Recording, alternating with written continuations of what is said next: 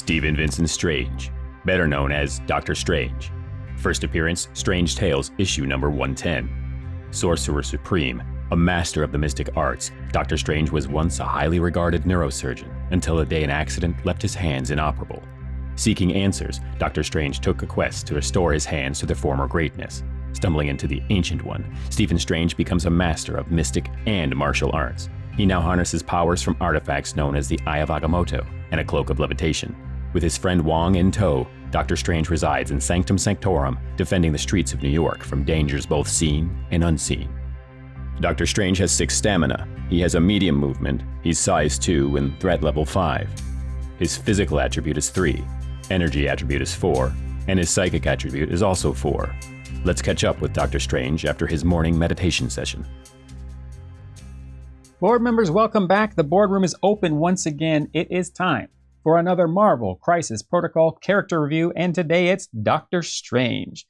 Dr. Strange here is 6 threat movement medium, size 2, 6 stamina, movement medium, size 2, 5 threat.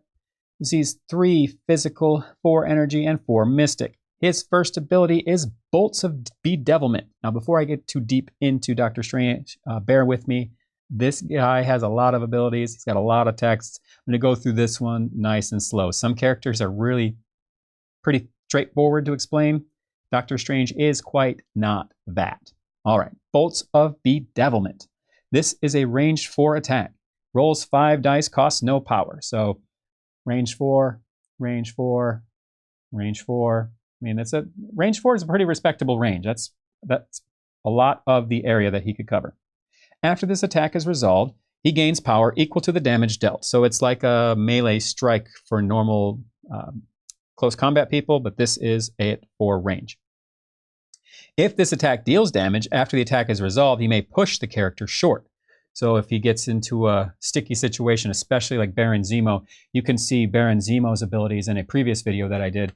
He might want to push Baron Zemo short because he does not want to deal with those sword strikes that he does. Okay, his next ability, Crimson Bands of Sidorak. Now this does cost power. It costs 4 power. He's going to roll 6 dice and has a range of 3. Range of 3 in this particular instance. I did a lot of close quarters battles so we can showcase all of his abilities. Range 3, Crimson Bands of Sidorak. 6 dice. After the attack is resolved, the target character gains the Stagger special condition. Now Stagger states that as their first activation, they have to shake Stagger off. So it kind of gums up their turn.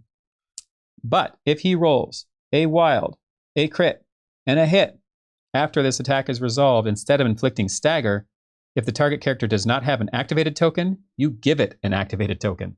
So if MODOK has yet to activate, and Dr. Strange decides to target him with Crimson Bands of Sidorak and rolls a crit, a wild, and a hit, after it's resolved, instead of giving him stagger, you just give him an activation token, and he's doing nothing for the whole round. That could be absolutely devastating. He'll make this little mean face if you do that to him. He also has Mystic Empowerment. It's a leadership affiliation defenders. Once per turn, when an allied character declares an attack, before choosing a target, it may spend 1 power. If it does, you may choose whether this attack type is physical, energy, or mystic. If this attack deals damage, the target character gains the Hex special condition. The Hex condition says that the character doesn't roll additional dice for its critical results during the attack, defense, or dodge rolls. No extra dice for you guys if that attack deals any damage. His next ability is Ashter'S Refuge. Ashter'S Refuge. This character or an allied character within 2 of this character removes up to 3 wounds. This superpower can only be used once per turn. It is basically a heal effect. He's within 2 of Wong, so of course Wong could heal. He'd want to really get, well, he's not quite within 2 of Valkyrie, so he would definitely need to get closer to his friends to use Ashter'S Refuge. His next ability is Hogoff'S Hoary Wisdom. When this character or an allied character within 3 of him is targeted by an attack, Dr. Strange can use this superpower, adding 2 dice to the character's defense roll against the attack. This costs 2 power to use. Ashter'S Refuge costs 3 power to use, by the way. His always-on ability is, one of them is Eye of Agamotto. This character may modify and re-roll any skull dice results. This character may re-roll all of its attack or defense dice once per attack. Wow, that is incredible, incredible, incredible. I think Baron Zemo has a similar ability as well. He also has Shield of the Seraphim.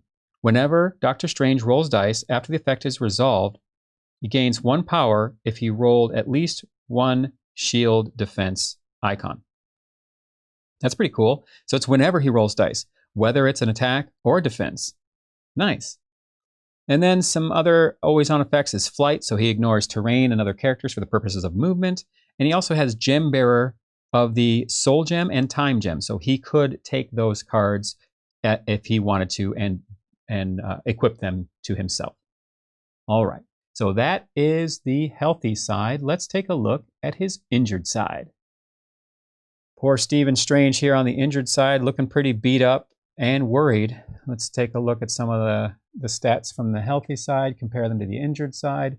I don't see anything. I'm comparing it to the card in my hand.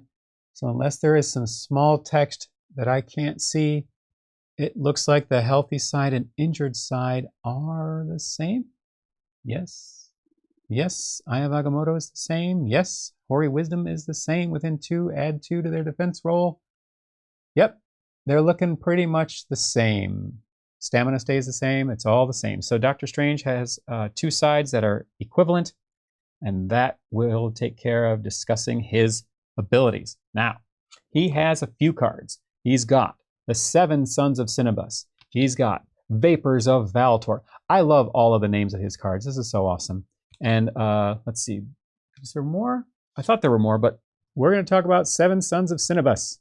7 Sons of Cinnabus is another attack line here.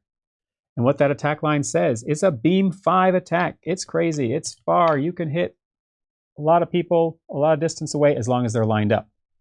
I think Thor in a previous video has a 5 range attack as well, his throwing his hammer attack. This says that if Doctor Strange, if it's his activation and there are 2 other non-dazed allied characters within 2 of him, he may spend 3 to play this card. Doctor Strange may use 7 Sons of Cinnabus attack line as shown above. 8 dice, yes, 8 dice he's going to throw at a beam 5 attack. And if it deals any damage, after the attack is resolved, the target enemy character gains the Incinerate special condition. Incinerate says that the target enemy character removes 1 die from their defensive dice rolls. So that can be pretty damning. He can throw Stagger, he can throw Hex, he can throw Incinerate, all these negative effects he can put on the enemies. So that's awesome. He has the ability to heal his friends. That's awesome.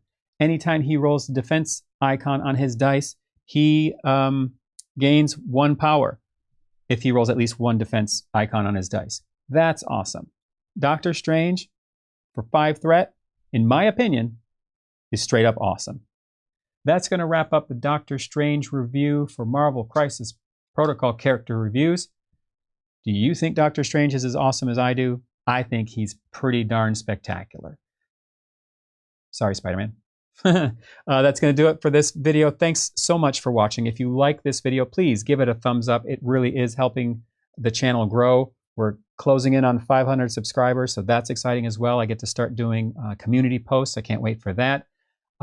Consider subscribing to the channel for more of this crazy content. And until then, we'll see you at the next BoardRoom meeting.